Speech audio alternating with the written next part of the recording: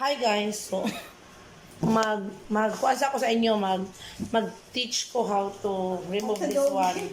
How to dog it. Teach me how to dog it. Oh. Kani easy ra din siya pag remove fundador nga ka. Mura taga inom og tubig. Guys, ang inyong buhaton, gumalitan mo og biraan eh. Sige, padayon sa. Oh. What time ka mo? Alas 3. Gahi man jud siya no, kung imo siyang inganeon gahi siya. O sa imong buhaton, mo ni siya kiniton kaning kutsilyo. Ako namang Ano ba kayo? hapak ko. Sergio. Hindi ko klase mo. Okay naman nga na ani klase mo makitubig mo kaysa ma-pregnant mo Diyos kakapin.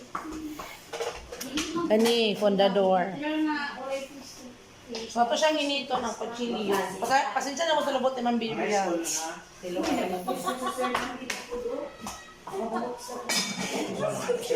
Let's pray for Visayas and Mindanao as health index danger level. No, kung sa takainit, dili na mo sila kaulan dito sa Manila, no? Wala daw paulan ang bunawan na. Wala daw, ingon si Sergio. Wala. Okay guys. So init na siya. So imo siyang anaon. Init din na tayo dili. Dili mas grito na. Nakita ninyo guys, kasi kung ninyo nakita nyo ba? Wala pa rin kasi Yes. pag sindong na nakabalo. San Franz nga. Kanang bago terminal San Franz masakan ba yan ang Pilipini na lang. Ikot ko yung bagong terminal sa San Wala abog-abog ang murag abuhan ng Kagabi kay nakuha nung kukuan eh.